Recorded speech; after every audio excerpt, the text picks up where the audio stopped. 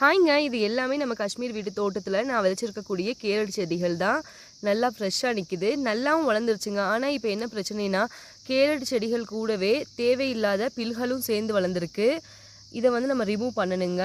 இதை நம்ம ரிமூவ் பண்ணாமல் அப்படியே விட்டுட்டோம்னு வைங்களேன், கேரட் வந்து மண்ணுக்குள்ளே காய்க்கிற வந்து செடி வகை அப்படிங்கிறதுனால இதுக்கு வந்து கிராஸ் எதுவுமே இருக்கக்கூடாது, நீட்டாக இருக்கணும் இந்த சாயில். ஆனால் இங்கே பாருங்கள், சரியான கிராஸ் வந்து வளர்ந்துருக்குங்க. ஏன்னா காஷ்மீரோட மண் வந்து அப்படிப்பட்ட மண்ணுங்க, அதனால தேவையில்லாத கிராஸ் வந்து வளர்ந்துட்டே தான் இருக்கும். நம்ம அதை எடுத்துகிட்டே தான் அங்கே இருக்கணும். அது கூடவே கத்திரி செடியும் ஒன்று வளர்ந்துருக்குங்க. இந்த கத்திரி செடியை நான் அப்படியே விட்டுட்டேன். ஏன்னா இந்த வாட்டி வந்து விட்டு பார்ப்போம், இது வளருதா இல்லையா என்ன அப்படின்னு டெஸ்ட் பண்ணுறதுக்காக இதை விட்டு வச்சுருக்கேன். பார்க்கலாங்க வளருதா என்ன அப்படின்னு. இப்போ இந்த கிராஸ்களை வந்து நான் எப்படி வந்து ரிமூவ் பண்ணுவேன்னா, நைட்டே வந்து இந்த சாயிலில் வந்து தண்ணி ஊற்றி வச்சுருவேங்க. தண்ணி ஊற்றி வச்சுட்டு காலையில் வந்து இந்த மாதிரி பறிச்சோம்னு வைங்களேன், வேரோடையே சேர்ந்து வந்துடும்.